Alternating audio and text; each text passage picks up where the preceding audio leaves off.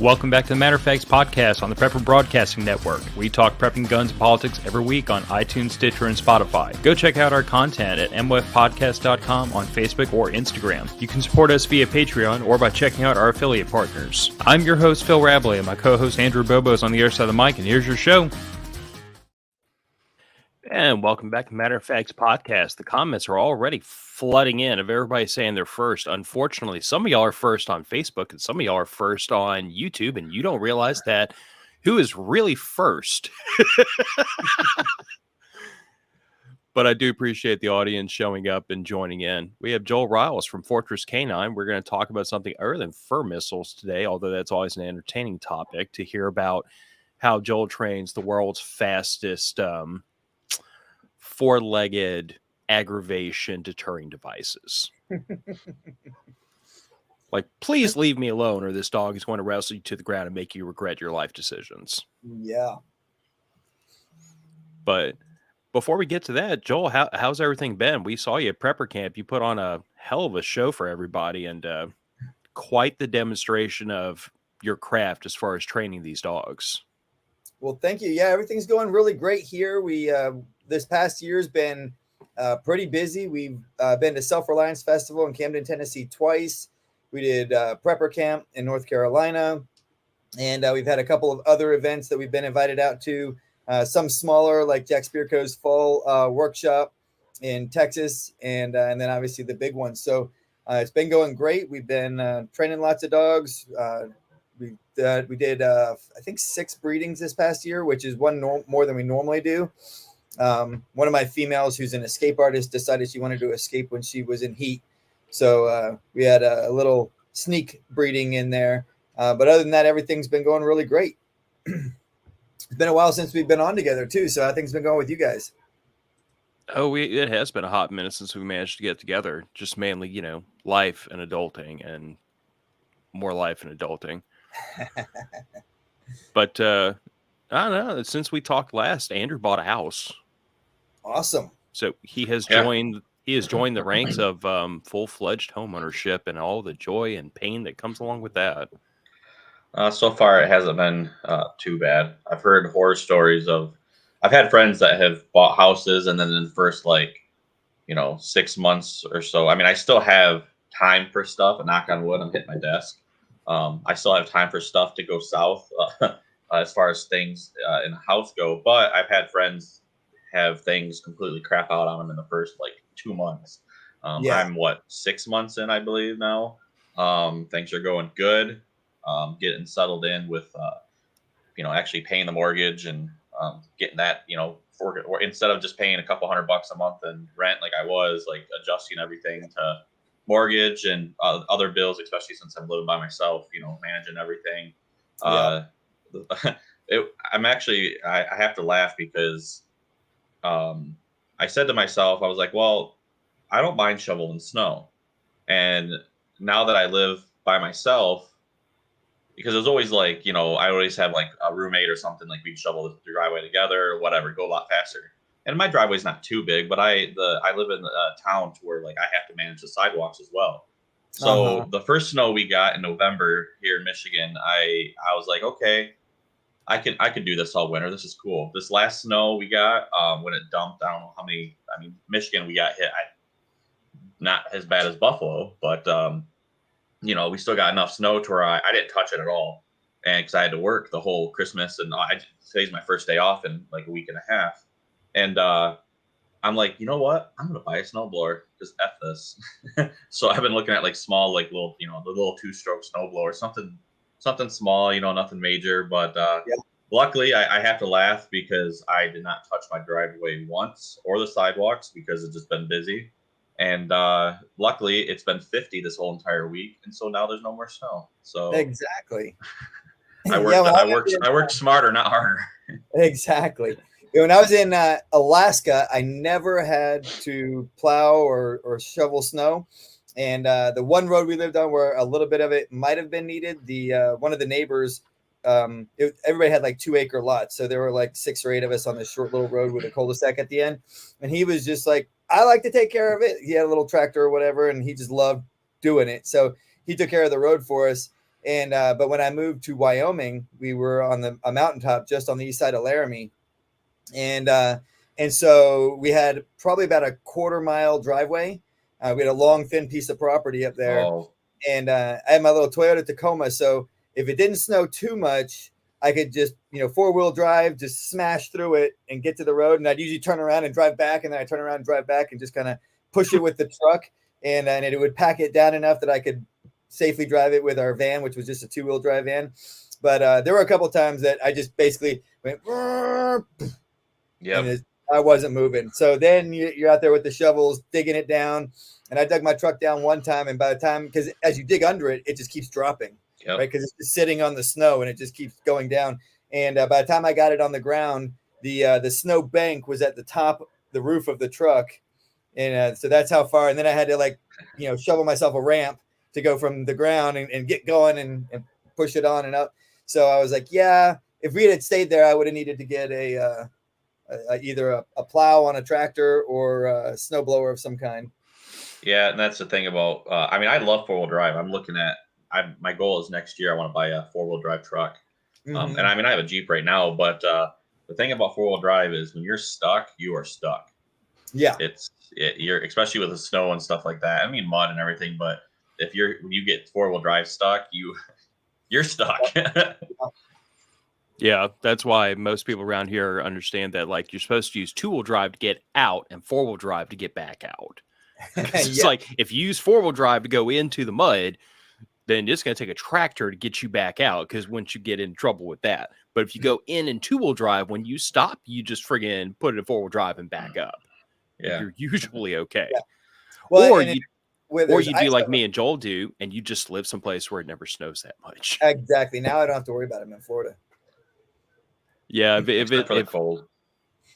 Well, if you ever get enough snow in Florida to like fully encompass a Toyota Tacoma, there are going to be woolly mammoths running around. Yeah. There's not going to be anybody living in New York anymore. Right. Well, based on what's been going on up, further up north, I'm debating whether or not there's anybody left. I mean, they took this one in the teeth. Yeah, 50 people passed, 50 people died, I think. I couldn't tell from the headline if there were that many people that got trapped in cars or if that was just some people were in cars and that's how many people they got killed. Yeah, I'm not sure exactly how many people are trapped in cars, but I know I did read. I read one article where there's a girl that she like texted her parents or whatever, said, "Hey, I'm trapped" or something. Basically, they called the cops. They called 911. Cops, they never showed up because they couldn't, or they just didn't have the manpower. And then, but they found her the next day. She was dead, frozen, and she was 6 minutes from her house. Oh yeah. It's like, why didn't you get out and walk? Well, yeah, and then, but in blizzard conditions, whiteout, if you can't see, you don't know which way you're going. But again, I mean, going down to the whole preparedness thing, if you have your cell phone or even like having a GPS unit handy in your car, having that waypoint in there, you're like, I can't see nothing. It's a whiteout, but hey, I have a GPS where I could, plot the point and walk to it. Yeah, so some of the newer ones might be able to do that. The older ones, even in a blizzard type situation, they wouldn't be able to find the satellites. Yeah, because you need line of sight. Yeah, but at the very least, if it was cold that killed her, because in the blizzard in a vehicle you have two major concerns. One is the cold, and the other one is carbon monoxide. Yeah, and so having your cold weather kit and that was a big thing we learned in Alaska is you always have a cold weather kit in your vehicle with extra blankets and all that kind of stuff, but also a full change of clothes for everybody in the vehicle. And so we would keep that. And so you could shut your vehicle off and then, crack a window and, carry something with you that you can push through the snow to keep a hole open. And because when you build snow shelters, in places like Alaska, that's the other danger is you build, you cover everything in snow and you get inside, but you have to keep an air hole open. Otherwise you basically asphyxiate yourself. You just run out of oxygen in the space. Right. But yeah, it was crazy. Like the people that in New York and stuff, I just can't believe.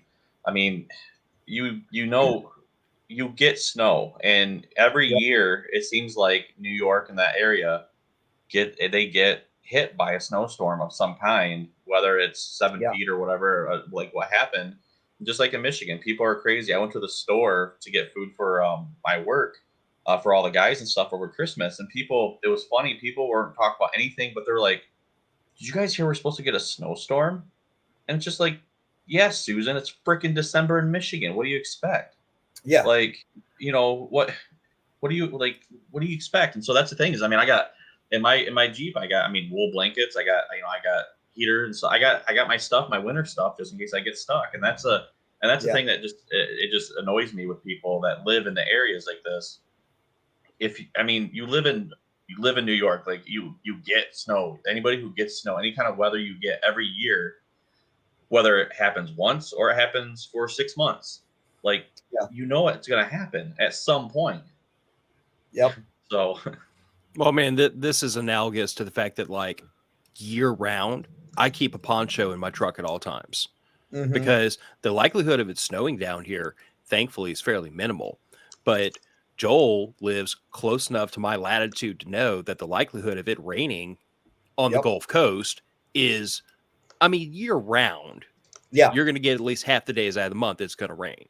Yeah. At certain times of the year. Around here too is the if it rains in the wintertime and you get wet, you actually have a decent chance of getting hypothermia here. And so it's like in the summertime you just get wet. Like the biggest danger of a rainstorm is lightning.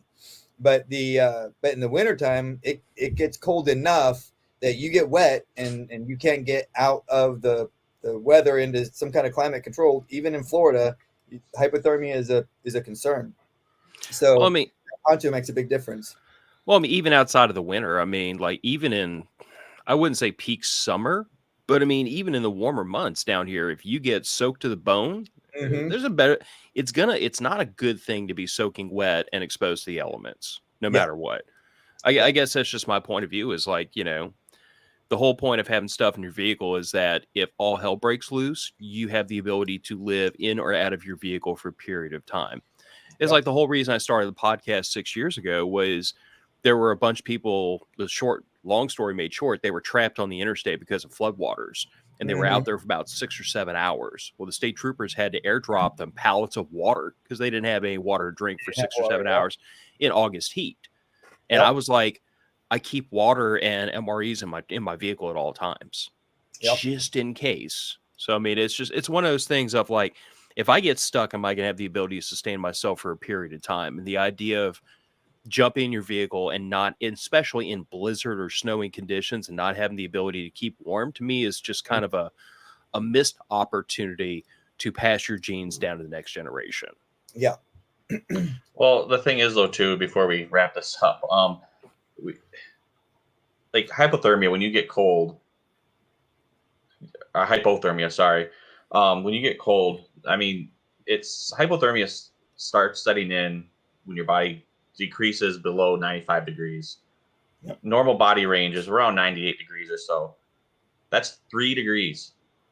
Yeah. Like 3 degrees of separation that between you and starting to die. And and that's not a lot, especially when you're wet and there's wind and other elements and stuff like that. That's not a lot. So, and that's why that's why we preach like being prepared, like looking at weather. If you're going out of town, if you're driving, do some research. Look at the weather in your area you're going to. Look at the area, the 10-day forecast. It's not always 100% accurate, but I'm going to be like, hey, that goes back to me shoveling my driveway. When it was snowing like crazy Friday, Saturday of last week, Thursday, Friday, Saturday, and Sunday, pretty much almost Sunday, snowing like crazy. I looked at the 10-day forecast. And I'm like, oh, it's supposed to be 50 on New Year's. I'm not shoveling crap. Yeah. So just, take care of yourself, people. Come on. Like, I'm preaching to the choir, but it's like, come on. Yeah. And if you're up north, the danger of the warm weather is if it doesn't completely dry and then it freezes again, then you've got ice to deal with. But at least, you can be aware of that as well. That's probably the most dangerous driving conditions we had in Alaska was usually by the end of October, there was snow on the ground in Fairbanks and it stayed until May. And but every so often, about every 2 or 3 years, it would we'd get a little warm snap in there, and the snow wouldn't all melt, but it would melt just enough that when it refroze and the temperature dropped back down, you had a layer of ice. And until the next snow came and kind of packed down on top of that ice and gave you some traction again, even with studded tires, as long as you drove cautiously, we're okay. But even Blizzaks we had our Blizzaks on our van, and not on ice, they don't do much. On snow, they're good, but not on ice. Right, and that's the thing is like, I mean, and here, like, and that's the thing in Michigan, it does that all the time. I mean, it'll melt, and then it'll melt because it'll be in the middle of winter, with all the reflection and stuff like that. It'll be 35, 40 degrees, and we'll have a small melt, and then it drops in the afternoon, and in the evening it drops back down to zero, and so it freezes. The problem with this last weekend was the wind was so bad, the wind chill, it was like down in the negatives, and so because it was so cold, they scraped basically, as like I think Saturday they had basically the roads scraped down, which they scraped them down to ice. Mm-hmm. But they weren't putting down, to my knowledge, they weren't putting down salt because it was too windy and it was too cold. The salt wasn't doing anything. Yeah. So I'm like, I would rather have snow and play the game of choose your lane. Yeah. Like that's my favorite game to play in the winter is choose your lane, because you don't know where the lanes are. Yeah. And yeah, so it's interesting, and four-wheel drive works just as good as two-wheel drive on ice. You start slipping a four-wheel drive and you're slipping. So, but just be careful, people. But yeah. So, well, I'm glad you're doing good. I'm glad you survived the cold snap that you guys had down there. The what, 40 degrees or something like that? 30. Well, it actually dropped to 20 a week ago in the evening. That was our low. And I had a female decide to give birth that night. And instead of being inside in her whelping box, she decided to do it outside. And came in first thing in the morning, and she had 7 pups that she's trying to keep warm. And I'm like, oh, crap. So I wake my wife up real quick, started handing puppies because we have a indoor-outdoor kennel run. So there's a little pass-through in the concrete wall that they can go in and out. And so I'm handing them to her inside so she can put the pups in the whelping box. And the first couple, Mama's trying to grab them and bring them back outside because that's where she started whelping. And it's like, no, get in there with your puppies. We're handing them all in. And spent half a day warming up and saving a couple pups from hypothermia because she had a couple of them outside and couldn't keep them all warm. But they all made it, and she's good with them now. And now that it's warmed back up, they're getting big and strong enough that even if it gets cold again, they'll be fine. Oh, good. Mama just didn't know what to do with that cold weather. She was like, but this is where we always have our puppies. And this is their second litter too. So it wasn't like, sometimes their very first time they're totally off, but something in her said, no, I don't want to go inside where it's nice and warm. I want to be out here. And then once they start, they just stay wherever they are. Goodness. Well, what we'd sat down to talk about 20 minutes ago, this is the way things usually go with this podcast, was overcoming adversity. Because Joel, you kind of alluded to the fact that you had a hell of a story to drop on us about life kicking you in the butt and learning to come back from it. And with my wife's permission, I have a story to share too, which I had to get permission because it involves her too. Yep. And contrary to popular belief, I am terrified of my wife because anybody else in the world wants to kill me in my sleep. You got to get past locked doors and, crazy army vet with guns. All she's got to do is roll over and put her hands around my neck, and then I'm done. But Joel, what do you have for us, man? Yeah, well, so it's a fairly long story. I did a podcast with Nicole Sauce where we went into a lot more of the detail on how everything went down. But the fairly short version of it is my ex-wife, we'd been separated for about a year and a half. and I'd been, running, I was doing a lot of dog training around the country, going to different places or doing security gigs and things like that. And so I literally just finished doing a shoot house with a SWAT team in Mississippi. And we were integrating a canine into their SWAT team. And so we're firing live rounds in the shoot house. And I was stacking up with the dog and with the people and firing rounds in here. And then I get a call from the sheriff, and he goes, hey, I need you to come see me before you head out. And he's like, what's going on with you and your wife? Because I just got a arrest warrant for you for, she said you're a terrorist and going to try and blow people up. And I'm like, what? And so basically what happened was I had explosive scent for my dogs. And so she used that to bring the police in. And of course, I think that snowballed more than she expected it to, because then they ended up doing like a full-on search of the whole property, tearing the house apart, which we had just moved down to Florida because one of our sons needed medical treatment, and that was the best place we had for him. So we'd moved down to Florida.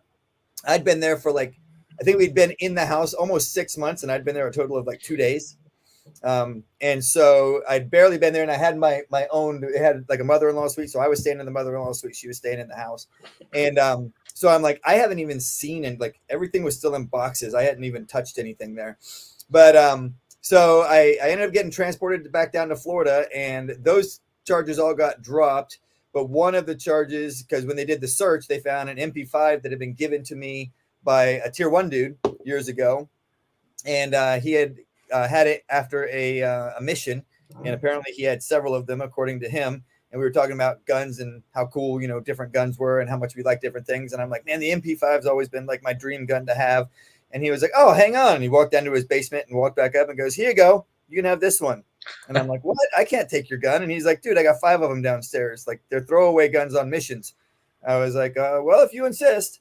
And so I took it home. I think I'd shot it 2 times, and the rest of the time it basically just sat in my safe. And so they found that, and it wasn't an illegal gun to own. It was just unregistered, because I didn't know I could register a gun that had been given to me by a Canadian dude, by the way. And so I'm like, I didn't even know how to register this thing. So that's why it sat in the safe most of the time. And so they found that. And so the federal side of the house decided, oh, well, you had an unregistered firearm.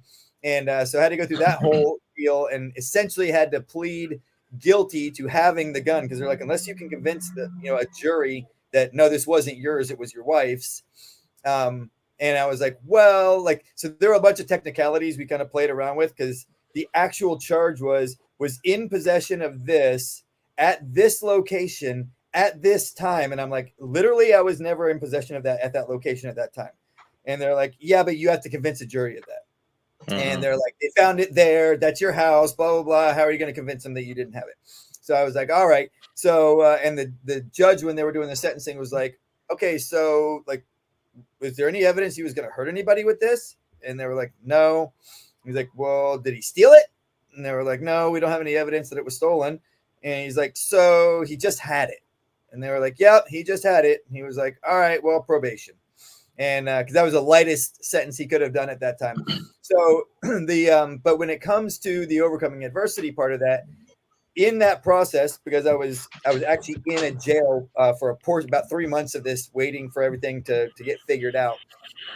And so the family court judge basically told my ex-wife, well, he can't provide for you right now because you put him in jail. So you get all the stuff, everything that, was possessions of both of ours. He just gave it all to her. Oh, Jesus Christ. So I get out. She's a witness in the trial, so I can't even go to the property. And so thankfully my mom stepped in and gave me a place to stay for a couple of months. And I was like, all right, love you, Mom. I really appreciate it, but I don't live with my mom if I can help it. So started working. Didn't know if I was going to be in jail when the sentencing came for 10 years, or whether I was going to be on probation and continuing to do what I do. But I was like, well, there's no use sitting around and wondering, get it going, right? Get things moving. And so started training again, and basically had to in the divorce, I guess, negotiations, I got 2 dogs. I got my personal dog, Ratchet, and another dog that I wanted to be a personal dog. Her name was Raven. I still have Raven with me now. And so I got 2 dogs, and whatever I had on my back at the time I was arrested. So I had that, and I had 2 dogs. And so I had to rebuild everything from there. The only thing that I basically was like, I won't budge on is when everything was split in the divorce. I was like, you can have all this stuff, because in order to fight for that was going to be a big pain in the butt anyway. I was like, but I get the business names and all the social media associated with them, so that the reputation that had been built up in the business, I actually had that. But in terms of the things to back it up, I had to buy all my dogs back. So I'd start training. Clients would come. I'd save the money up, and I'd be like, "Hey, I want to buy that dog," and so I'd get one dog back. And then like somebody would come along, and I knew the dogs that we had on ground, and they would want to buy a dog. So I'd say, "All right, I tell you what, send this dog over to me. I'll make sure it's spun up, and when I get the money, I'll split it with you." We would do stuff like that. Or I'd go, "Hey, I'll give you all the money from this dog sale, but I want that dog back too." And so doing those various different things, I was able to slowly get my breeding stock back in my possession. And then, so once the money started coming in from those things, started getting, breedings going again, and dogs that I was able to train for protection again. And it was about a 2.5-year process of getting everything where it was operational again. And I had, other people come along through that process and really help out. But I often say to people, most people that are really successful had people come along and help them in various different stages. And I tell people you can work your butt off, and there's no guarantee anything like that is going to happen. But what I can guarantee you is that if you're sitting around feeling sorry for yourself, no one is ever going to come around and help you. Like the people that do step into those situations and say, "Hey, we want to help this guy out," are people who see you working your butt off and go, "We want him to be successful. Like we see him working and doing all the stuff. And so we're going to step in and help this guy out." And so the people that I leased my facility from, they were one of the people that came and trained with me. And so they came and they started training with me, and then they saw the dogs that we had, and then they bought a couple puppies, and they kept asking me, "Well, come out to our place and train. Come out to our place and train," because they have essentially 20 acres here. It's 2 lots, but it's essentially 20 acres. And they had a little dog training area set up that was pretty nice. And but I'd not been out here, and I had a spot in Ocala National Forest. One of my buddies from the SEAL teams, I wasn't in the SEAL teams, but he was in the SEAL teams. And so he had like a 50-acre piece of property that he built a 360 range on and all kinds of stuff. And he had a field that he was going to build into a big like military grade obstacle course. So I was training there. And so I'd have clients come out there, but it's like from Orlando, it's like an 1.5-hour drive. So it's hard getting a lot of people from Orlando to drive an 1.5 hours to train their dogs for a couple hours on a Saturday and then drive an 1.5 hours back home. And I had about 8 people that were doing it fairly regularly. But Kelly, the lady who her and her husband, I lease my facility from now, she's in Orlando. So it's like, 15-20 minute drive from most of the people that train with us now. And she kept saying, "Come out to my place and train, come out to my place and train." So eventually I was like, "All right, fine, I'll come out and see it." Because she said, "I got like 8 or 10 people that want to train with you, but they won't come all the way out here." And so we scheduled a weekend. I ran a course here, and I was like, "Oh, this is a pretty nice little place." She's like, "I know. I want you to train here. This is where I want you to operate out of." And so initially I just started doing that. And I would I think I had 7 or 8 dogs with me at the time. So I would load up all my dogs in my truck every day. I'd drive over here. I'd unload them. I'd train. And then I'd load them all back up, and I'd drive home in the evening. And so I did that for a couple of months, and she started going, "You need a kennel." And I'm like, "Well, a kennel would be great, but like this is working. And, this is great compared to what I had, and I can keep building from here." No, you need a kennel. You need a kennel. So I don't know, a month or 2 after that, her husband came and said, "Hey, we're going to build you a kennel." And I was like, "Okay, like, why don't we just we have a little pole barn with a roof on it." I was like, "Why don't we just take that and modify that into a kennel? That'd be perfect." And they were like, "No, we want to build you one from scratch." And so I started off with like, design us something. So I designed, I don't know, like a 12 by 16 building as a kennel. And they were like, "Well, where's your office?" And I'm like, "I have Wi-Fi. I have my cell phone. I have a table over there that I can be out of the rain. I can do all my admin over there. I don't need an office." And they're like, No, you need an office. Design an office into that." So, it got a little bigger, and they're like, "Well, where's your bathroom? And you need a shower in the bathroom." And I'm like, "All right." So and of course I'm trying to I'm like, "I don't want you guys to spend more money than you have to spend. If you're trying to help me out, like, let's do it on the cheap, and it'll still be a huge benefit."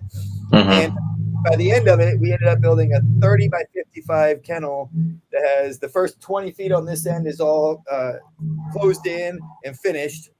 So I have a main room, I have a storage room, I have the office I'm in, the bathroom's right behind me, and then I have 30 feet or 35 feet on the backside of all kennels. We have 17 kennel runs back there, and it's like, people are like, well, you were really lucky. I'm like, well, kind of, but do you understand what luck means? Luck is being able to actually capitalize on opportunities that come. Luck is not just things falling in your lap. If you're not in a position where the opportunity arises and you can act on it, then it doesn't matter if somebody is around you that would have helped you. If you can't take advantage of the situation and actually make something happen, then nothing's ever going to happen. So when it comes to, overcoming adversity, number one is you don't quit. Like, you never just sit down and go, oh, well, I guess everything just fell apart. Like, normally the people that are like that don't even start, right? They don't even start trying to accomplish anything meaningful. But even if you are, you have to know in the beginning that, number one, building something is really hard. It takes a lot of work. And if you think, you're working a 8-to-5 job, and you think, oh, it'd be so much easier if I went and worked for myself, you're fooling yourself. If the goal is to make it easier, then stay in your 9-to-5, 8-to-5 job and get your paycheck and just show up and go home every day. When you're working for yourself and you're running your own business, what you don't realize is somebody's managing the books, and somebody's doing all the advertising, and somebody's doing all the admin work that needs to be done. And there's like, however many people, 5 to 500 people that are doing all the extra jobs that need to be done for that business to operate. When you work for yourself, you do it all until you get enough going. Like I've got 2 managers now, but even then, I mean, I still work from 6 a.m. to 9 p.m. almost every single day. And so if you're not doing something that you really love doing, then you probably don't want to work for yourself, unless you're doing it because you love it and you just want to do it all the time. And then just know you're going to have to work. It's tons and tons of hard work. And if you quit, well, it's over. And the only person that can help you succeed is you, because nobody else cares. People, when they start going through some of this stuff, they're like, well, like, nobody appreciates me. No, why should they appreciate you? You haven't done anything yet. And other people see, somebody be successful and they're like, oh man, must be lucky. It's like, I've worked for the last 10 years and nobody knew who I was. And it's just now, after 10 years of building things. Oh, and by the way, it all fell apart like, 4 years ago. And it's just now that, things have gotten big enough that people look and go, oh, you actually have a thing now. And so you just have to keep working. You just have to keep going and not quit. Mm-hmm. When you're in that position and when you're working and when people come along and see, hey, this guy's actually got something going on, we want to be a part of it. That's when people start thinking about stepping in and actually, helping. And so that's probably the biggest lesson learned is nobody cares, work harder, and don't expect anybody to, come and pat you on the back. The only thing that, the reward is you rebuilt your life, or you built it, for the first time if it didn't collapse on you. Well, I mean, the analogy I try to use with people who throw everything down to luck is the tide changing. In other words, like, think about it like this. If you're a boat sitting on top of the tide goes up, the tide goes down. Yep.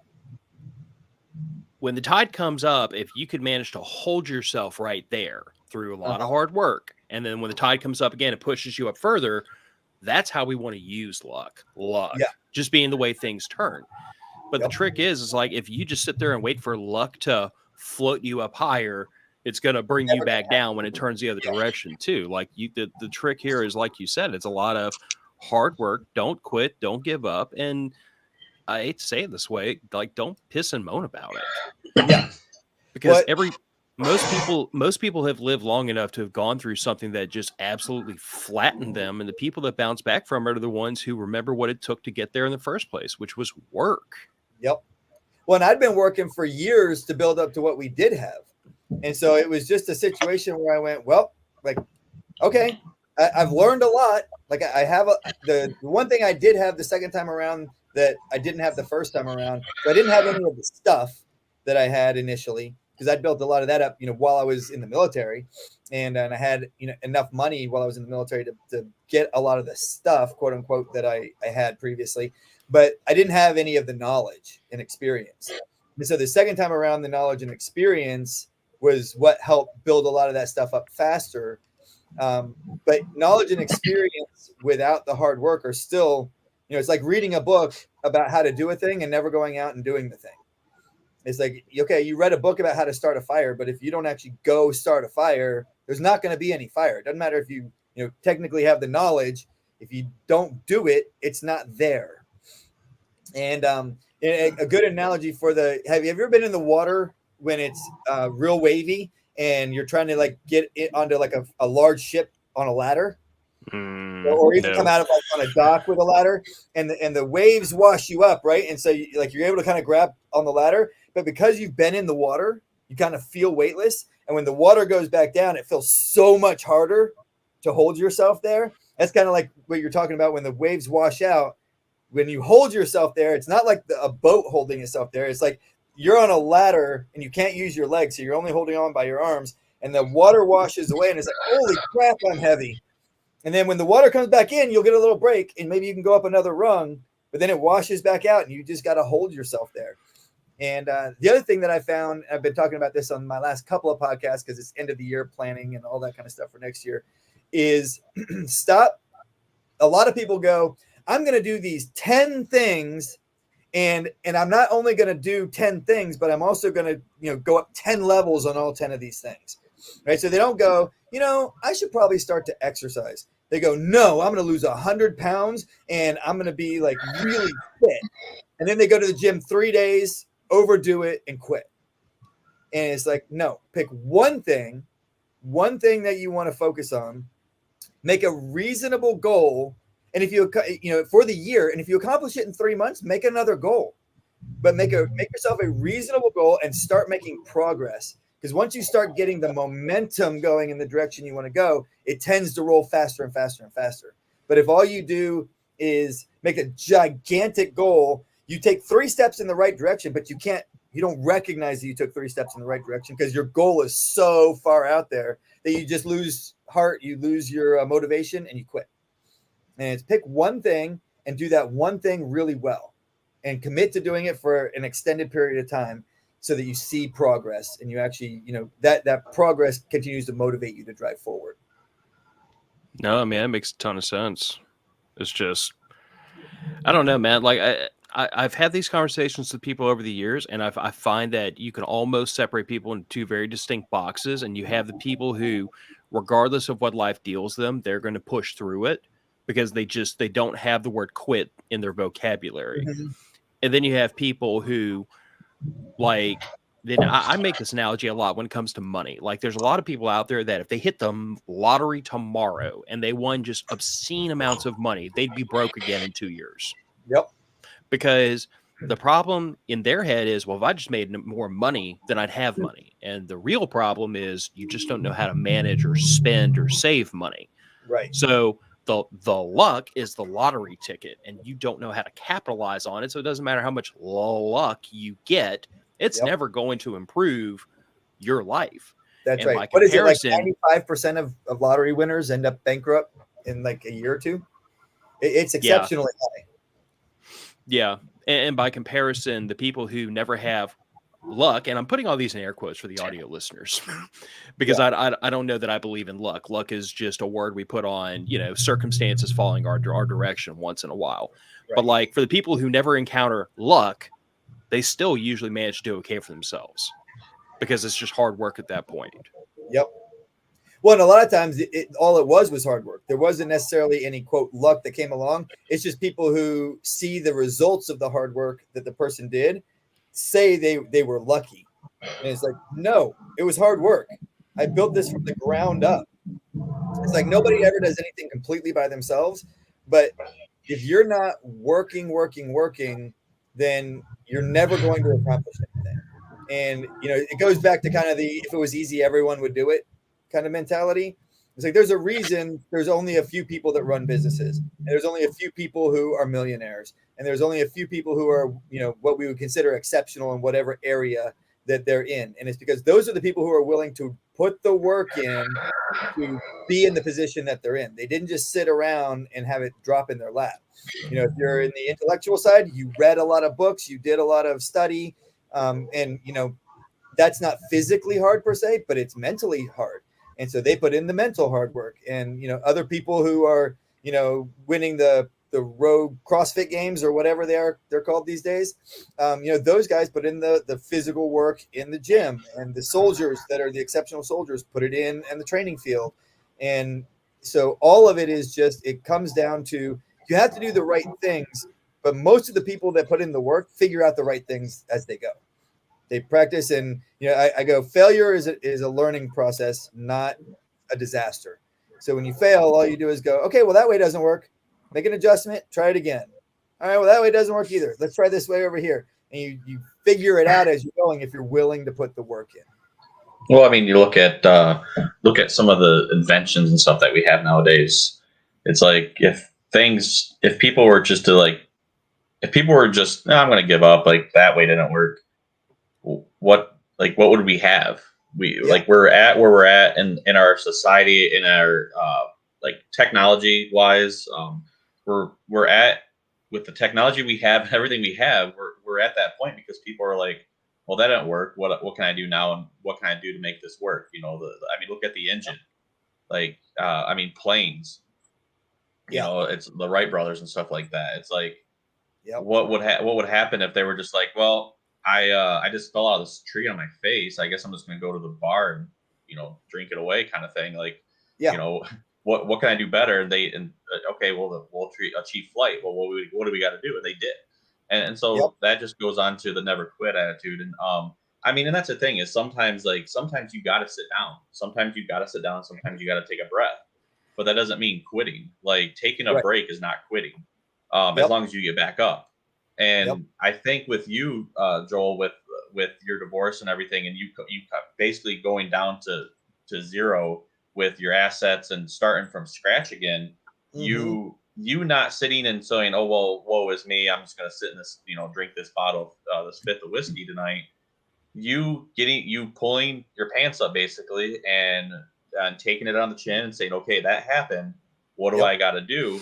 And then that pushed your contacts. And because everybody who was around you, if they saw you sit down and basically just start drinking yourself and just woe is me kind of attitude, they're going to distance themselves. And they're going to say, yeah, we feel sorry for you. That sucks. But hey, we got stuff to do. We want to train with you. But hey, if you're not willing to train with us, we have to move on. We'll find another dog handler. And you pushing yourself through it and actually contacting them out, getting back in contact with all these people and doing your work. They're like, well, hey, we know you, we know your reputation, we know you do good. Let's keep working together. And that saved that, and that helped you, and that helped your business. And now look where you're at now. So, and that's the thing, is that it's don't stop. It's life. Too many people stop and we see what happens. And so, it's definitely something. It's definitely something to look back on. And that's the thing, is you can look back on 2022 and be like, man, that year sucked butt. But you can sit there, okay, well, what can I do better in 2023? Yeah. And it's new year, new me. I mean, that's not just a funny saying, something to say to just laugh and make fun of. It's true. It just like every day. You don't have to wait for the new year. It's new day. You wake up and, hey, what can I do today? What can I, what is there out there that I can do if I want, I've been working long hours. Okay. I'm going to sit down and take a break today. Okay. You deserve that.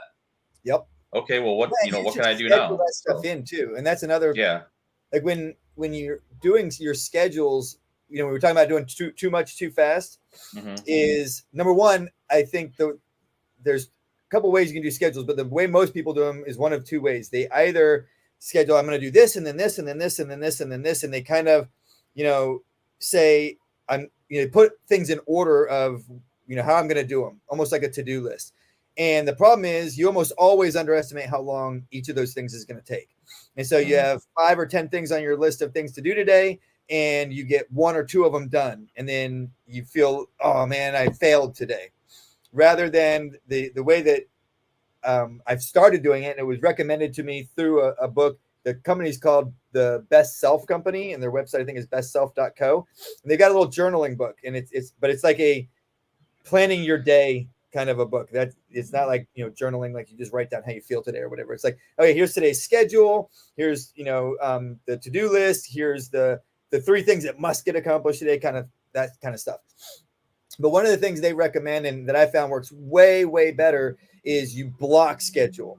So you say, hey, from 8 a.m. to 10 a.m., I'm working admin stuff. And then you have a to-do list of admin stuff, but you work it from 8 to 10. And when 10 o'clock comes, whatever's the next thing on the schedule, you stop and you move to that thing. And the next time I have admin scheduled, I'll start working on that admin list again. But that way you don't get sucked into that thing that drains all your time for the day, and then you don't get any of the other stuff accomplished. So you can say, hey, I got 3 things done on my admin list. I got this many things done on my, whatever your blocks are that you have. But the other thing you have to block in there is, time for lunch. When do you want to be done for the day and rest and sit down with your family? When do you want to do these other things? And, Jordan Peterson has a great talk on the schedule, and he says, you need to set a schedule and stick to it. And he's like, but a lot of people go, oh, but that's too hard and I don't like it. And he says, who's designing your schedule? Like, is some dictator coming in and designing your schedule for you? You must wake up at 4 a.m. and you must work out and then you must do this. It's like, no, that's not how schedules are made. You make your schedule. So design your schedule around what does an awesome day look like to you. Now, if your awesome day is being lazy all day, well, a schedule will probably help you be better than you are, but you're still not going to accomplish much because you're just being lazy. But if you want to accomplish things, then your schedule should be, yes, I want to wake up at this time. Why? Because I have lots of great things I'm going to accomplish today. And, but then in your schedule, put, when are you going to rest? When are you going to enjoy yourself? When are you going to have those things that, whatever it is that rejuvenates you? Like my rejuvenation day is I come and I work here all day, but I'm all by myself. I put my earbuds in, I listen to podcasts all day, and I just need that time, especially when I've been around clients and everything. I love my clients, but I'm an introvert person. So after working with a group of people, I'm like, okay, I'm emotionally like toast. I need a day of just being completely by myself. Nobody's around. I can just do whatever I need to do. And that's how I, kind of recharge my batteries, if you will. So yeah, that's so important. And you schedule all that in so that you make it through. And then one of the things you mentioned reminded me of, I don't want people to get the impression that when all this crazy stuff went down, I just went, oh, okay, no big deal. Yeah, let's just rebuild everything from scratch. First, when I first got in jail, the first thing that happened was I'd been sleeping about 4 hours a night on average for 4 years prior to this. So I was extremely sleep deprived. You can do that, but you're not a fun person to be around. Like when the military goes, yes, you can do it. Yeah, you technically, you can do it. You can keep going. You can push with that little amount of sleep. But if you want to be around people and you want to actually have like a life, then you need enough sleep to do that. So the first thing that happened was I slept for like 2 weeks straight. Like I would get up, eat when the meals came, and then I'd just crash again. I just basically slept for 2 weeks straight. And I woke up after that and I was like, wow, I feel like a whole new person. Like I'm not angry. I'm not frustrated. I'm not, because the less sleep you get, the more the negative emotions come to the forefront. And you're just kind of, go, go, go all the time. It's the only thing that keeps you moving. So there was that. And then there was going through the grieving process. And I didn't know that I'd heard of it before, but I didn't know what it actually was. And then I heard people talking about it afterwards. And I'm like, oh, yeah, I did that all in like 6 months instead of, a couple of years. But, there were times when it was like literally just laying on the ground, on the floor, barely able to move. And the only thing that would get me up is, well, I've got like 40 dogs out there that have to be taken care of today. So I got to get up and go take care of them. And then I do that. And I'm just like, all right, like that was all I had. Like, and then boom, I was back on the floor. So it took a period of time to go, okay, this thing that really, really sucked happened. And, the faster you can go through, what is it? It's like denial. The grieving stages. Yeah, whatever they are. Like the stage or the stages of grief or whatever. Yeah. Right. Like actually pull those up, look at them, go, where am I right now in this process over this, whatever this bad thing has happened, and then just don't avoid it, dive into it. Jordan Peterson talks a lot about staring into the void or facing your dragons, right? Looking at the thing you're afraid of, looking at the thing that's hard to overcome, and literally go through it, because on the backside of it, I was like, oh wow, that's why everything got going again so fast, is because I went through that process accidentally. But it's a process because it's a natural thing that everybody goes through. It's just how fast you go through it. And if you're stuck somewhere in there, I could totally see how that ends up like hijacking people's lives. Mhm. But the other thing, like I love listening to Jordan Peterson. If you guys have listened to any of my podcasts or short videos recently, I talk probably every third one at least came from some kind of quote of his. But he talks a lot about when he has clients who are super depressed. He's like, literally, there are people who are so depressed they can't get out of bed. And he's like, okay, can you sit up one time today? And he's like, some people are like, nope, I can't even sit up one time today. I tried, couldn't do it. Can you prop yourself up on your elbows one time today? And for your average person, that sounds like that person's so pathetic. Like, what's wrong with them? But who knows what life experience they had that drove them to that position, right? Like, if I had a severe back injury and I was in pain all the time, who knows where I'd be, right? So like, I go, don't judge the people wherever they are. You are where you are. And it's no small feat if you're so depressed that you can't even sit up to prop yourself up on your elbows. Like that is an accomplishment. And then you go, okay, now do it the next day and do it the next day. Now do it twice during the day. Now do it 3 times. Now see if you can actually sit up. Now see if you can put your feet on the floor. And it's this process that rebuilds you back up from the ground up. Is stop thinking that wherever you are in your life, oh, well, I guess I'll never be able to accomplish anything from here, right? Because, oh, well, I wanted to do something when I was 20, but now I'm 40 and I'm never going to accomplish anything in my life. Most people who accomplish something significant do it after 40. Go ahead. This reminds me of the bride from Kill Bill when she's sitting there in the hospital room saying, move your toe over and over and over until she manages to move her toe. And that is the start of her recovery. Mm-hmm.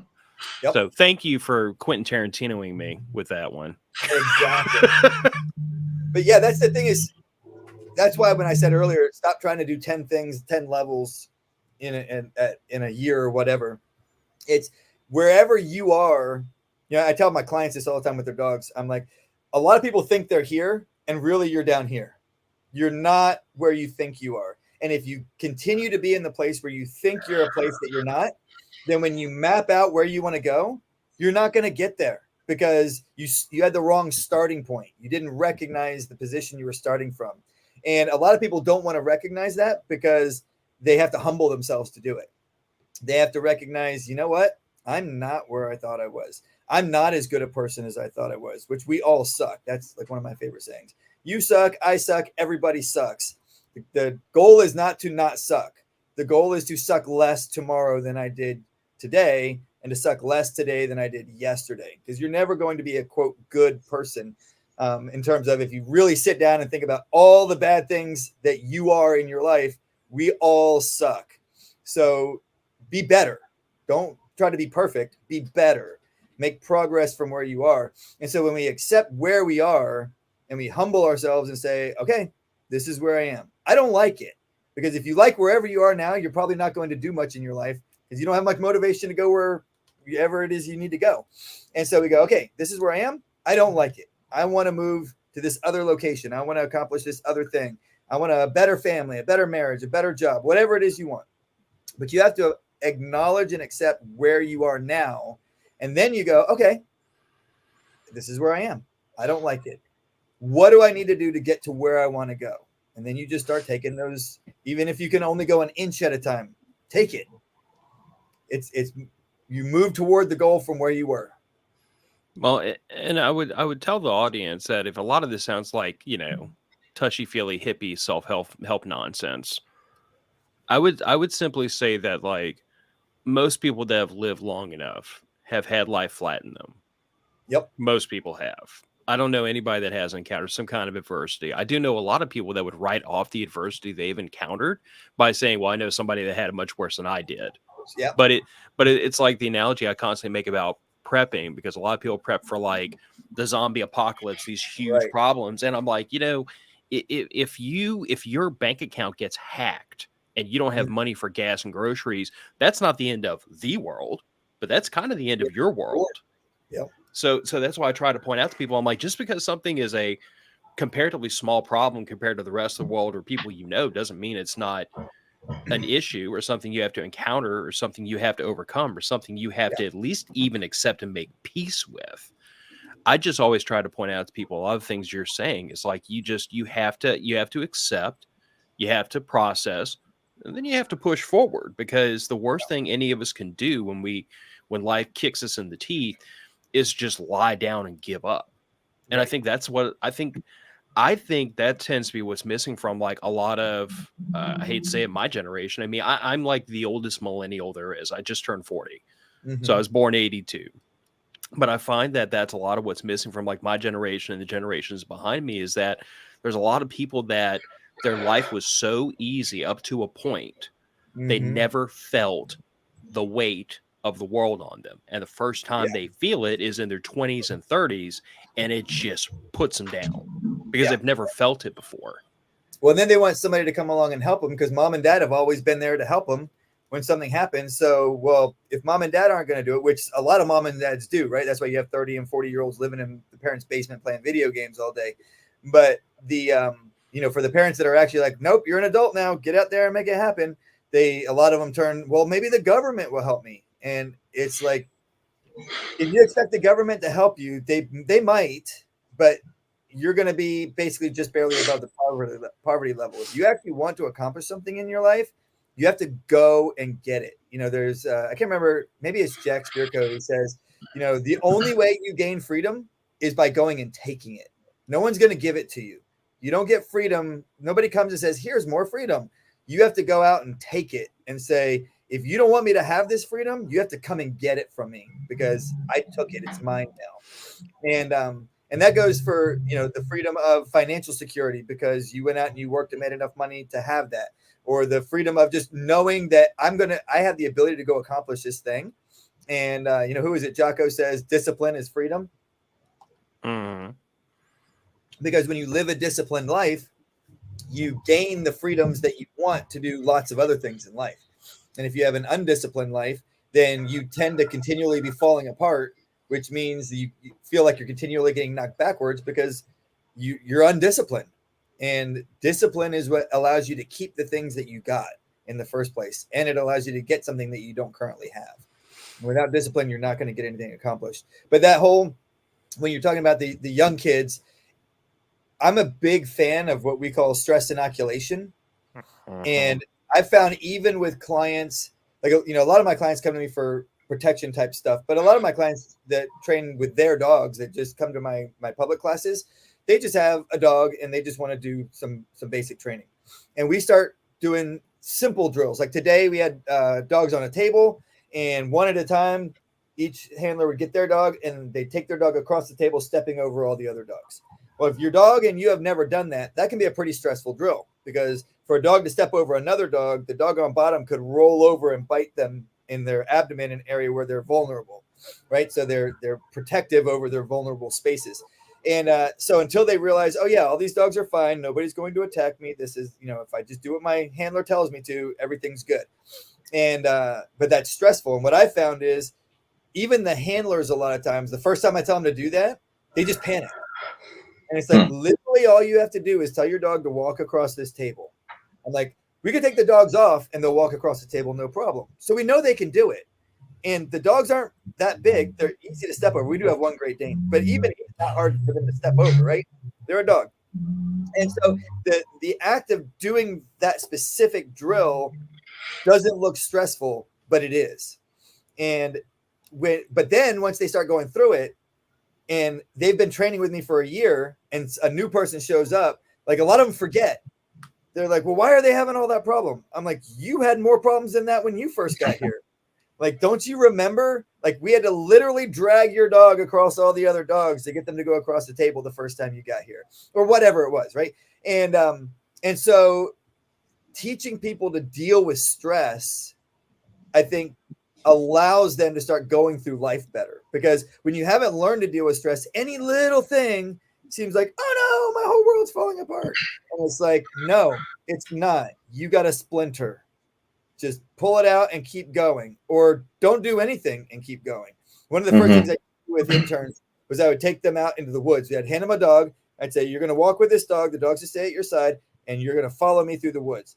And we'd walk through the woods, and I knew there were several spots where there were briars, and I would deliberately take them there, and I would just wait, because the first time I took them through, every time one of them would go, oh, that hurts. Ow. Like, I'm itchy. And I just scratched myself. And I'd be like, everybody come with me. And I had another spot in the field where there were briars, or the little thistles all there on the ground. I'd say, everybody lay down, roll that way. And they'd roll through the briars. And I'd go, turn and roll back. And I'd have them roll through the briars like 3 or 4 times. And some of them are like, are you serious? And my older kids were there, and they're like, he is serious. Like, you will do it. You out. And they had to do it along with the kids. So like, they were like, we hate you guys, because no complaining. And then they'd finish, and I'd go, on your feet. Does anyone want to complain about anything again? And they'd be like, no. And I'm like, that's right, because nobody cares. Nobody cares that you scratched yourself. I don't want to hear the complaining. When it hurts, you do it anyway. When you're cold, you do it anyway. And don't complain about it, because no one cares. And, when you see somebody who goes through suffering and just deals with it, you go, man, that person's awesome. When you see somebody go through suffering and there's like, oh, blah, blah, blah, you're like, you're a wuss. And it's like, even if you're both kind of feeling the same thing, the person who just accepts it and deals with it, people say that person like is strong. And all that's happened is they've gone through enough of the stress that it's not as big a deal as it is for the person who hasn't gone through the stress. And so I think that's where ultimately what Jordan's talking about in his stuff is, we find a dragon small enough that you can actually do it, right? Put your elbows up. Or, when a guy who's trying to help get out of his parents' house, and he's in his mid-30s, and he said, okay, your whole life is a disaster. Your room is a disaster. Clean your room. And he came back the next week and he said, did you clean your room? And he said, no, I took the vacuum cleaner to the room. I looked at the room. I just leaned the vacuum cleaner up against my door, and I stepped over it all week, and I didn't touch my room. He said, okay, well, that dragon was too big. It was too daunting for you. Can you organize your dresser? So the next week he came back. He said, I opened the doors of my dresser. I looked at them. It was too much. I couldn't do it. Okay, can you organize your sock drawer? And now some of these examples sound ridiculous to your average person, but the point is, find the thing that is just enough of a challenge for you that it's a challenge, but that you can actually do, and do that. And if you're not at the position where you can barely sit up out of bed, or you can barely organize a sock drawer, then great. You're way, way better off. But even these people who were that low could follow this process and make their life something. And so it's like, but that's the process, is recognizing where you're at, finding the step that is a challenge, but it's doable, and then doing that thing, and then doing it over and over and over again. Yeah. And I mean, one of the things, like with getting the house and stuff like that, and my goal has always been, since I got the house, my goal has always been to, I've always had space. Like, I've always had just a room. I've never really had a lot of space to myself. And so it's like, okay, I want to spread out a little bit. Like, I want my office, my bedroom, stuff like that. But at the same time, like, I don't want to have my living room like a disaster. I don't want, I don't want things like, and so one of the things that I've been trying to actively do since I moved up into my bedroom upstairs, and even when I had my bedroom downstairs when I was trying to paint and everything, is every day I wake up and I try to make my bed. I try. That's the one thing that I try to stick to that regimen is I get up and I make my bed and I start there, and then it's like, okay, because I'm trying to keep and I try to keep my room neat. I'm trying to keep things orderly, and so that's what I'm trying to that's what I'm trying to do. Is there some days where I'm like, I just need to get up and get in the shower. It's just like, and now it's like, I look at my bed, I'm like, I need to make it. That actually bothers me not being done, stuff like that. And so it's gotten to be like, do I have some clutter? Yeah, I got clutter. It's like, I'm still unpacking crap. But at the same time, it's just like, okay, like, let's do this one thing, and like, let's get past it. All right, I did this thing. Now let's move on to this other thing. And the one thing with stress, because I think stress inoculation, I think stress that helps people build, it helps people become who they are. It helps people build their personality, helps them get through life. The one thing, and you being associated with you knowing guys from the SEALs and stuff like that, is I push the 3-foot world, and I don't know if you've heard of that at all. No, what is it? So the concept, I actually learned the concept or read on the concept from the Mark Owen, the guy who Okay. he wrote a few books. And in one of them, he was rock climbing and he got stuck, and the instructor walked up and was like, "What are you doing?" And the guy's like, "Well, I'm stuck." And he goes, "Well, you keep looking out to the Vegas Strip." He's like, "You gonna gamble your way out of here?" He's like, "You're looking down at your buddy." He's like, "He's not gonna come save you." He goes, "What?" He goes, "Stay in your 3 foot world," which Yeah. means stay in whatever what you can affect. Yep. So like I have I got friends that I've talked to about it, and like right now at my work, like we have some people they're going through a change with the contractors. Or my work is pulling out some contract. They're changing contractors for a cleaning company and all this other stuff. Well, so the one girl that is she's a really cool girl, and she's stressing out over like the change that's happening. She's switching jobs and all this stuff, and I'm like, okay, like you can that's your I'm like stay in your 3 foot world. And she goes, well, what do you mean? I explained it to her, and I'm like, so you can affect you getting a job. You can affect you getting a new job. You can affect your productivity at this new job. You can affect everything with you in this new job. Can you affect whether or not the higher ups are going to make it in on time to do like the training that they need to do? No. Right. So why are you stressing about them canceling the training Yeah. day? So can you affect like all the machinery that they're bringing in and all this stuff? Can you affect any of that stuff? No. Yep. So don't stress on it. Like stop stressing on it. And that's Yeah. and I'm like, anything you can affect, physically affect within yourself, within your 3 foot world, within whatever I can grab my mug and I can pitch it across the room and break it. That's within my 3 foot world. And I can actively change that. And so whatever, and so that's what that since I've read that book a few years ago, like that's something that I've been trying to live by. Like do things get Yeah. do things get out of my hand, like out of my control? Yeah. Yep. But we stay if you can keep that under control, if you can keep yourself under control and stop from stressing over all kinds of stuff, like your stress level like will go from here to like here, like Yeah. just because of like, hey, I can't control that. Right. People freak out about the weather. Well, you can't freak out. You can't control the weather. Why are you Nope. freaking out about it? You Yep. can control how you deal with the weather. You can control like, and that goes back to preparedness. You can deal with, well, it's going to snow this week, so and we're getting into winter. I can't control that. Well, what I can control is I can throw a wool blanket at my Jeep. I can throw Yep. my Carhartts. I can throw a winterized a big down jacket at my Jeep. I can throw my winter boots. I can throw I can do all this and that's what I can affect. That's within my 3 foot world, and Yep. it's one of the best concepts I have ever read and have ever learned. Yeah. And he aggravates me with it at least once a month. Well, Because- go ahead. Well, I was just gonna say, like, and I mean this half joking, but like, I'm the person that I'm a worrier, and I'm the one who like looks at all the things I can't control and gets stressed out about them, because whether or not I control them, they are going to impact my life. And this one right over here is the one constantly saying, "Dude, 3 foot world." I'm like, just shut the hell up! I don't want to hear about the 3 foot world right now. I want to freak out about everything that's about to wreck my world right now. Just give it to me. Let me have it. Freaking out does nothing. Yeah. And that's the thing, and that's where with like me being single, like if I freak out, it doesn't really affect anybody but myself. Yeah. If Joel, if you freak out, Phil, if you freak out, you have your wife and kids, the dogs will sense it. Like you have multiple people around you that will feed off of that. And Yeah. I'm not saying like don't do it, because it's going to happen, and it can and it will. But keep it in control and keep it like just try to control it and and that goes back to just overcoming and just moving on and like learning from it. Yep.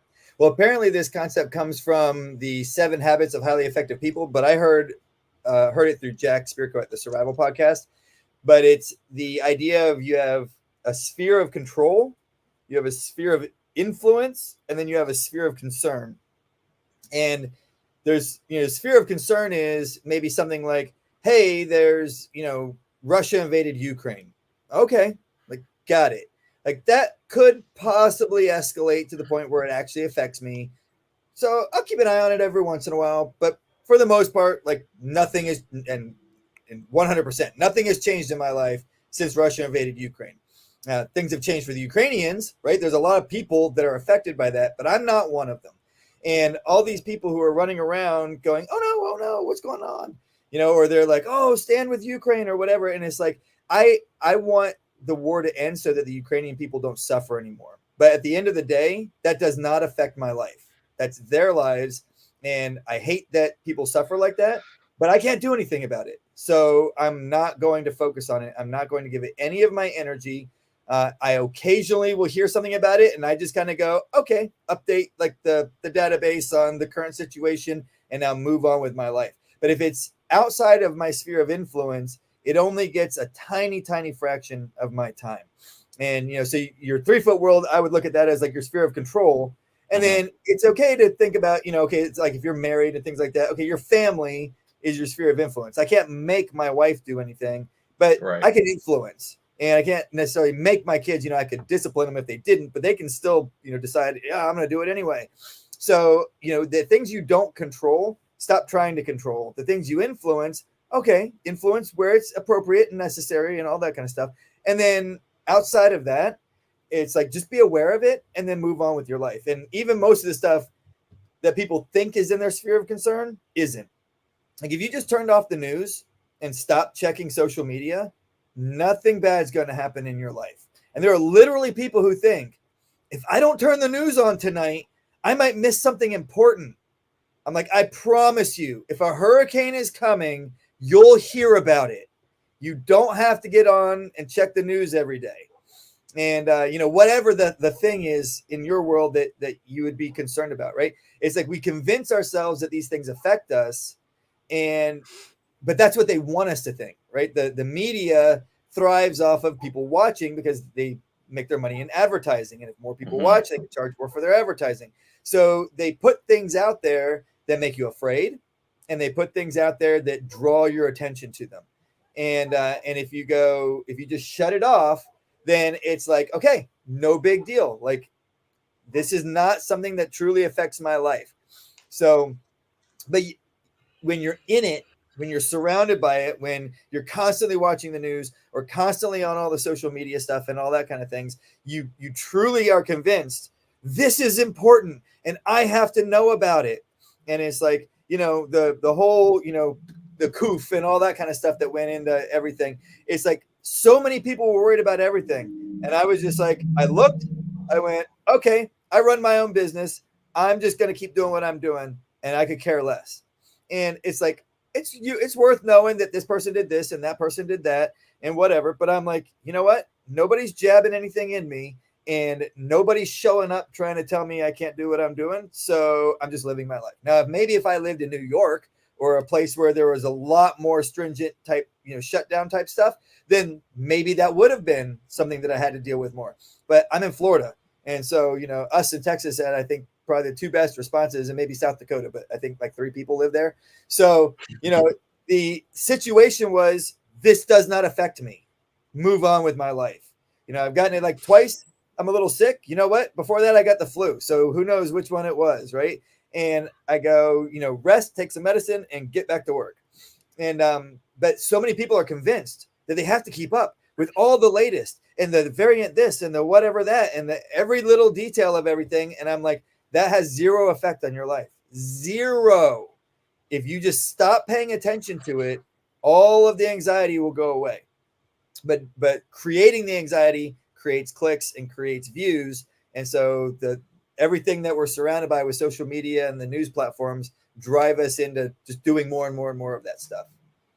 Exactly. Well, and I was going to bring up something because earlier we were talking about like kind of mentoring the next generation down, and some feeds into what you just said. But I think there's an element of consequences missing from this discussion. Like one of the things that I'm notorious for telling my daughter, and I'm channeling my father every time I say it, is I make sure that there are consequences for your actions today because I get to control those consequences right now. Like she's 10. The consequence for her doing most things should be fairly limited to a degree, unless you it's can something fail really safely when you're that age. Yeah. But there still needs to be consequences, because what I always tell her is, I'm like, honey, if you do this now, the consequence is you might lose some privileges, or you might get grounded to your room, or you might not get to go play with your friends. But the consequence when you're 18 years old is you might go to jail. Yep. You know Or what I'm you saying? just Like, moved out and now you're evicted and yeah. you don't have a place to stay, or your car got repossessed, which is a much bigger deal when you're trying to hold down a job. And this is the exact same conversation I used to have with younger coworkers of mine when I very first moved into like an ops manager role. And I was I was a handful of years older than most of my employees because I mean I'd come back from Iraq, I'd gone through Katrina, I was a returning college student. So I was in my mid 20s and I was managing a bunch of mostly 19, 20-year-olds. Yep. But they always I used to there was one moment in particular, and this got around. Me and the general manager had a knockdown, drag out fight. And he bit my head off in front of two of my employees. And I just, in my head, I was thinking to myself, I would like to rip your head off for impugning my authority in front of my employees. But I maintained my professionalism, let it wash over me. Yes, sir. No, sir. He walked off. And what he bit my head off about literally was not my job. It had nothing to do with me. I wasn't aware of it. He just got pissed and took it out on me. You were the And my nearest guy. employees, and after he walked away, my employees looked at me and said, "Why did you take that off of him?" Like they both knew he was just talking at his head and shouldn't have taken that on me. And I was like, "What happens to the two of you if you get fired?" And they were like, "Well, we have to go find our job." And I'm like, "Okay, what happens to all your bills? Your college tuition, your cell phone, your car insurance. What happens to all that?" "Well, my mom and dad helped me out with that because most of them still lived home with mom and dad. They were college students." Right. And I was like, "Do you know what happens if I get fired? I have to go home and explain to my wife why I can't pay the rent." Yep.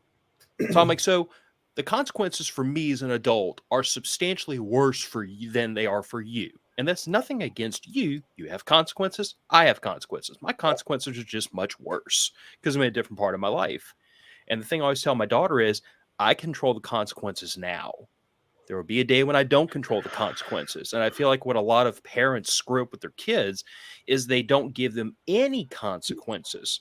So that by the time the consequences are out of the parents' control, now the people levying the consequences are people that don't give a damn about you as a human being because you are one face in the mass. Yep. Versus a parent is going to care about the child, hopefully, because it's their child. You know what I mean? And I think that's also kind of what we're discussing here is that the consequences for me for Russia invading Ukraine are fairly minimal.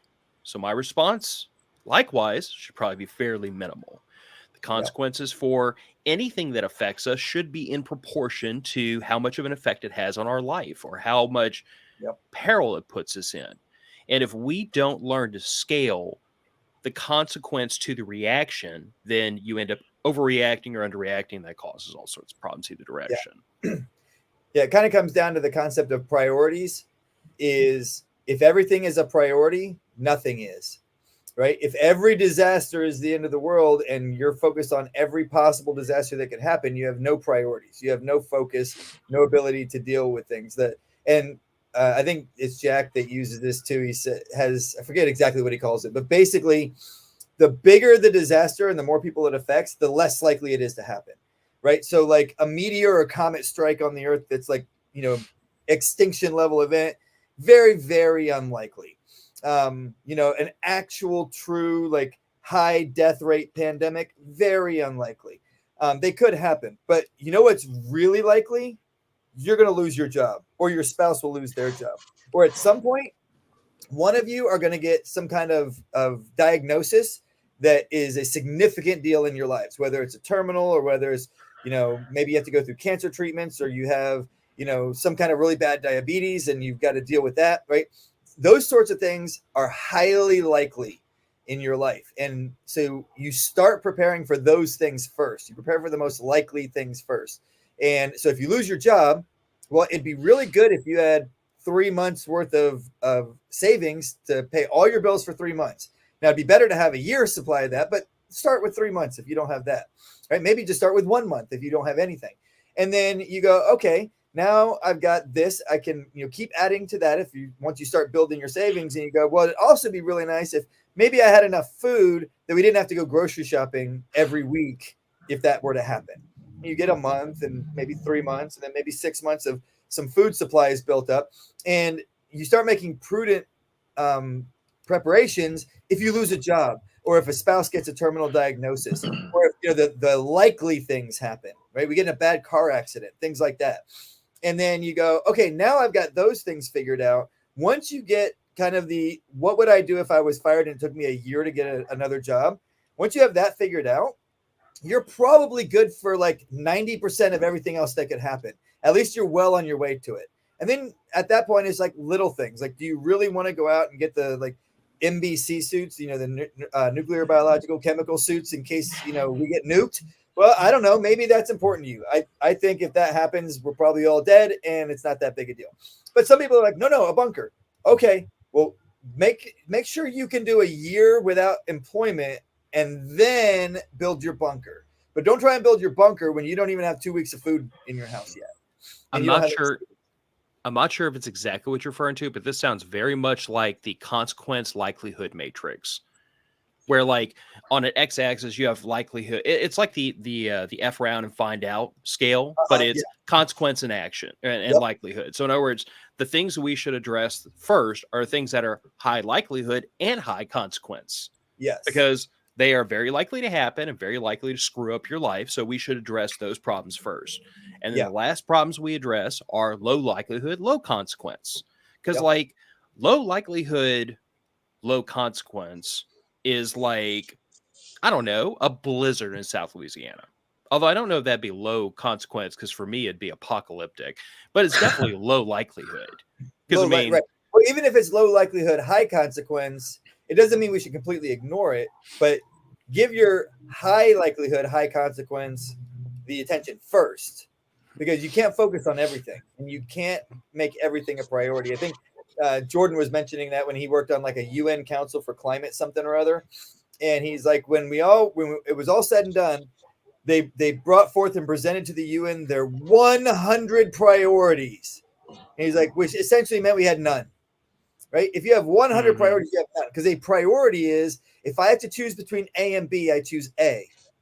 And if there's 100 priorities, well, all of those things are going to conflict with each other over and over again. And if they're all a priority, well, then we just basically end up in gridlock and we don't move. And this sounds like a boss telling an employee, I want this done right and right now. Yeah. And they're not always possible at the same time. Yeah, I think I heard a guy when he was talking about sales, he said, we can do it mediocre and really fast. We could do it really, really well, but it takes time. And then he had a third one in there, but it's like, you can pick any of these you want, but you can only pick one. Which one do you want?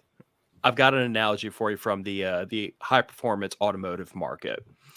You can have cheap, fast, and reliable. Pick two.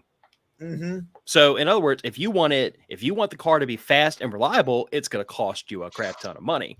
Yep. If you want it fast and cheap, it's going to blow up and shit rods every time you it's going to put the rods in the pavement every time you rev it up. But it'll be fast every now and then.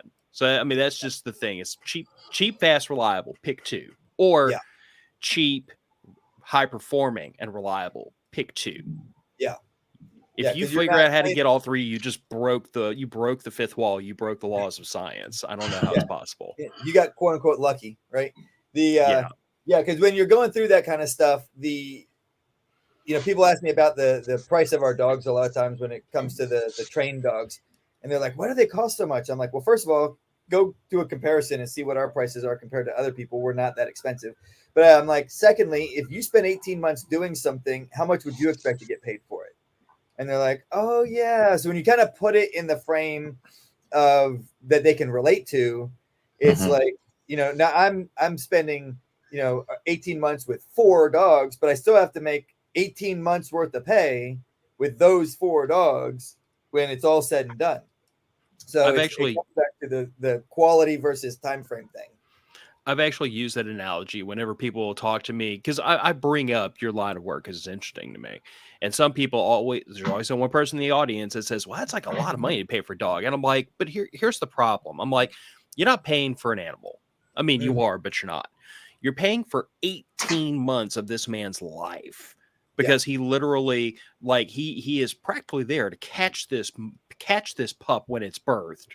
Mm-hmm. And from that moment until you purchase it 18 months later is like, 12 to 16 hours of his life for 18 months to create this animal that is here to do this job, Yep. to train it and mold it and everything else. I'm like, so understand, it's like the old analogy of there's a huge ship with an engine, it won't run. They call in a mechanic comes in with this tiny little hammer and taps the engine, and it gets it sputtering into, reliable existence again. And he sends them a bill, and they say, well, all you did was hit it with a hammer. Like, why should I pay you for that? It's like, you didn't pay me to hit your engine with a hammer. You pay me because I know where to hit the engine with a hammer. Yep. And that's the analogy I use specifically to you, but also to like any kind of a trained artisan or professional doing a job, is like, you pay them to do it because they're the only ones that know how. Yeah. When I'm mentoring a couple of young dog trainers, and one of the things that they struggle with the most in the beginning is how to charge properly for what they're doing. And I say, I don't do a private lesson for any less than $100 an hour. And I charge $300 an hour now. Now I charge $300 an hour because I don't want to do it. Number one, because I'm like, to take 1 hour of my time means I have the hour before I have to prep for you. I have the hour after I got to catch up with everything. So you're really taking 3 hours of my time. But I'm like, but you're not paying me. So like I do $500 a day for my clients who are coming in for protection training. And we might only train 3 hours that day. And I'm like, but you didn't pay me for hours. You paid me for my experience in bringing your dog to a level that you want it at. So I could just waste your time with extra stuff to do for a couple more hours. But number one, it's actually going to be less productive because I took you and your dog as far as you could go this day. And I have the experience to know when to stop so that you get the maximum benefit from what you're doing, and what to do while we're there so that we're not wasting each other's time. And so I try and explain this to the young guys. It's like, don't think of it as charging for your time. Think of it as charging for your experience.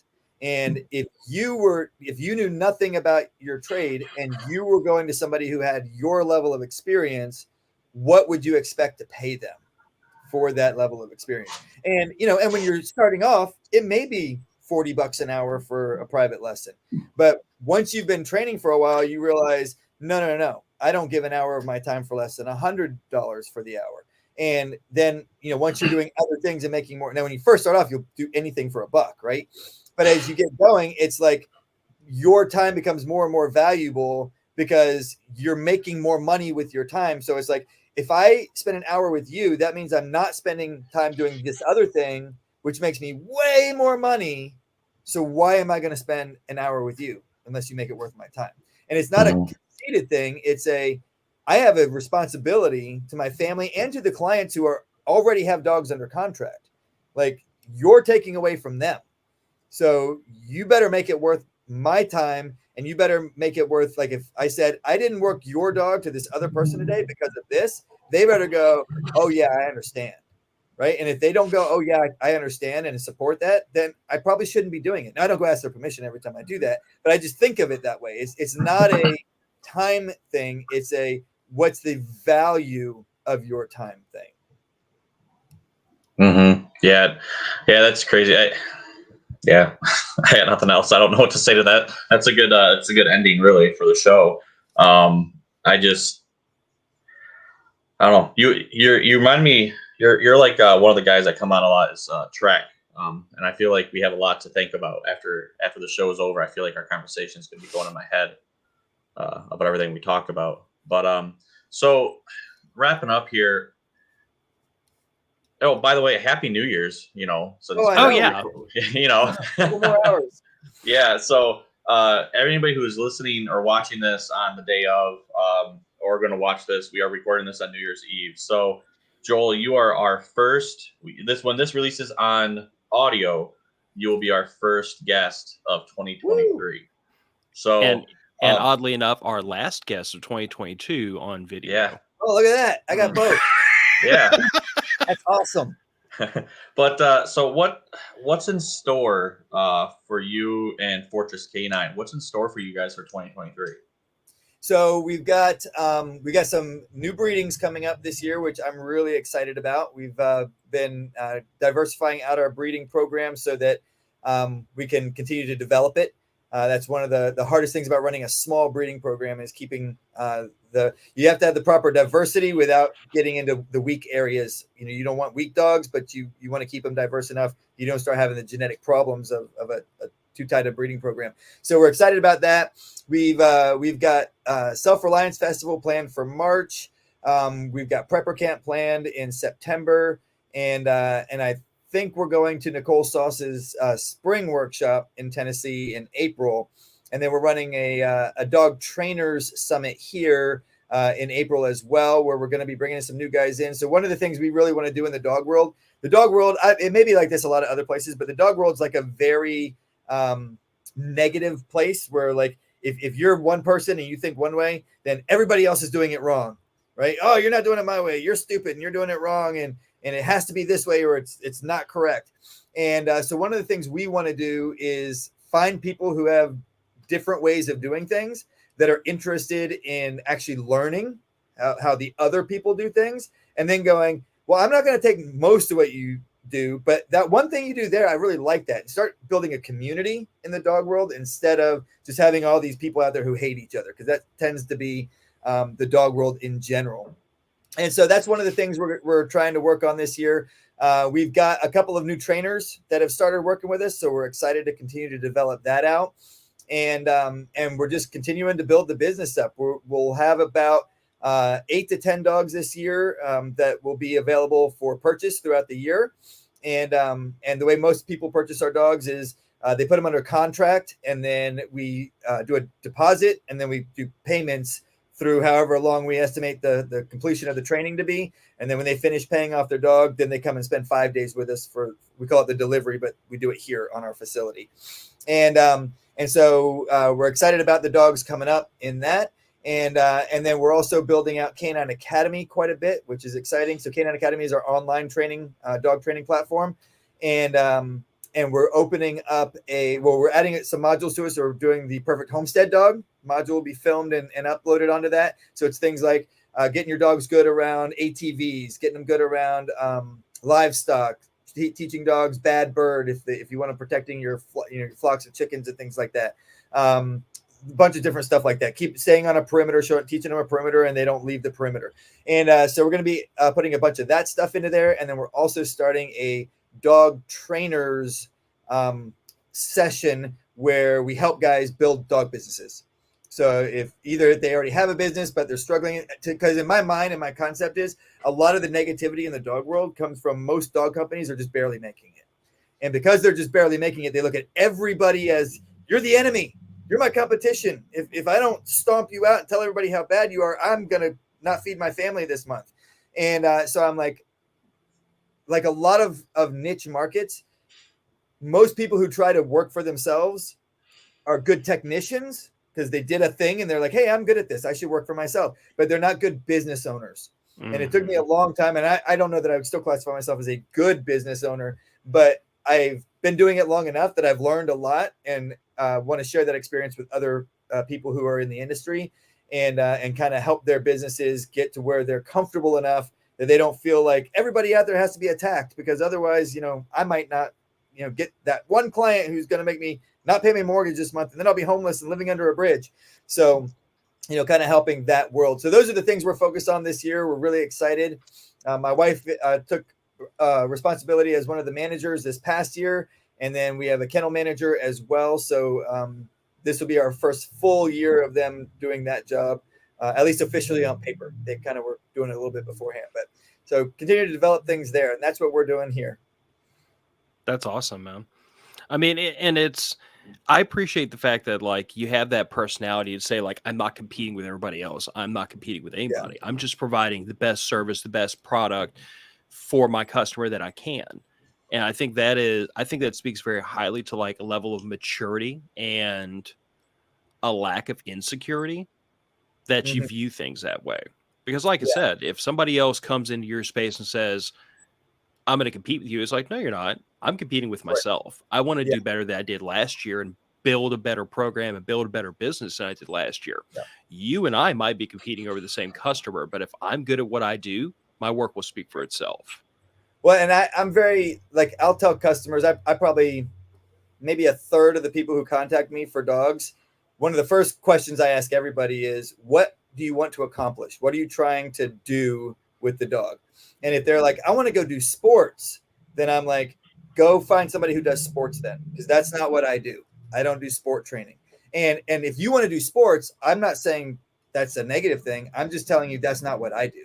So I don't just like bring people in and, oh no, like, oh yeah, I'll do sports for you, and then I'll do this for that. No, I don't do sports. And so if, I tell clients, like, if you're looking for dogs that do the same thing all the other dogs do, then we're not for you, because that's not what we do. We have a specific thing that we do. And if you connect with us, then wonderful. Like, we want to work with you. But if you don't, go find somebody you connect with. And, sometimes like, can you recommend anybody? No, because they don't do what I do. So I don't recommend them.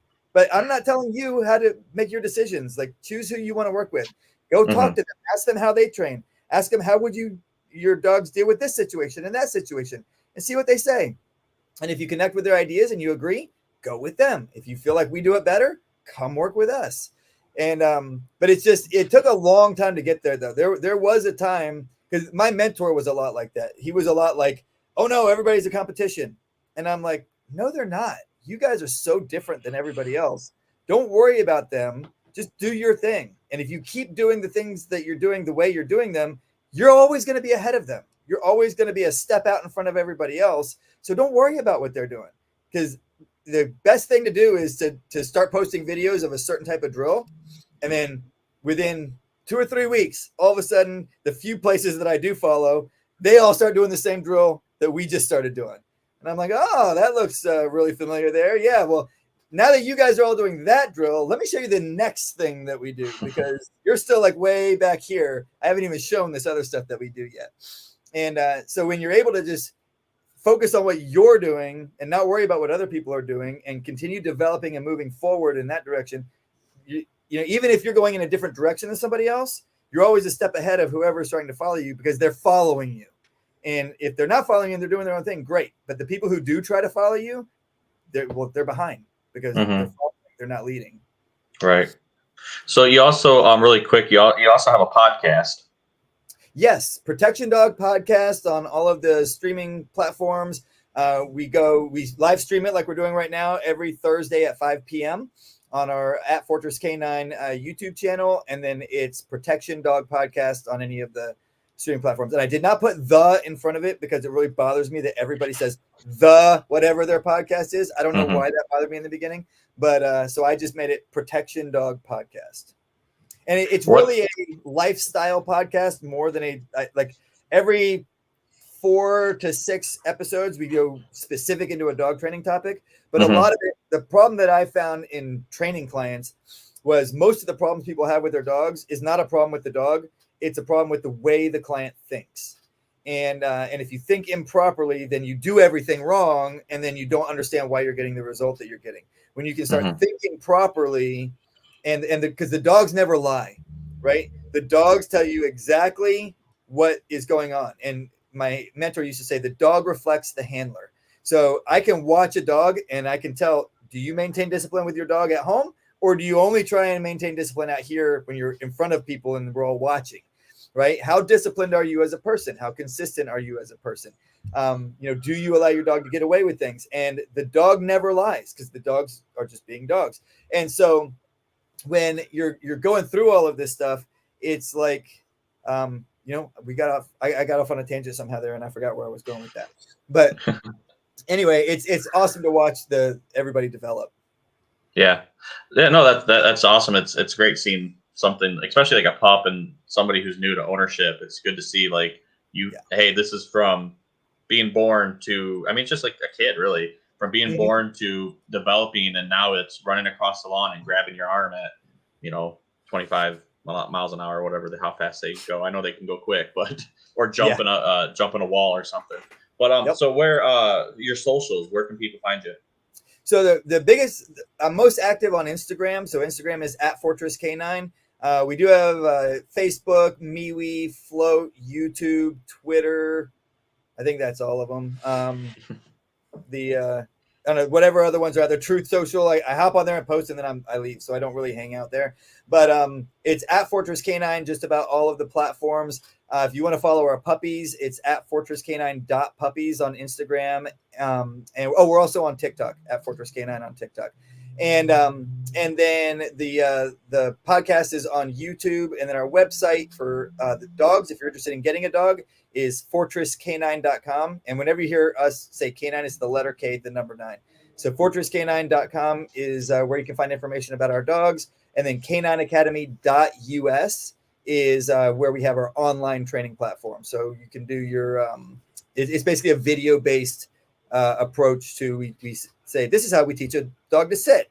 And then you watch the video and you go do the drills with your dog. And then this is how we teach them to lay down, and you go do and it takes you all the way through off-lead obedience. Wow. If you spend about a month on each module, you'll do it in a year. If you have more time, you can do it faster. But it's designed for about 10 to 15 minutes a day of actual like focused training. And it's a year-long process. So we have a couple of different options. You can do a monthly or an annual subscription there. Okay. That's cool. Well, thanks for coming on. It's good seeing you. Good talking to you. Have to get you on more often. I know we say that, and we need to do it. You're always fun to talk to. So happy New Year. You too. It was really enjoyable. I always love getting on with you guys. And it's good when I see you guys at the events too. I was like, hey, haven't seen you guys in a while. Yeah. Yeah. Well, let's go ahead and roll this one out the door. It is 1 p.m. where I'm at, 2 p.m. where y'all are. We've got festivities and drinking and hooliganism to get to. And Matter of Fact's podcast heading out the door. Say goodnight, everybody. Good night, everybody.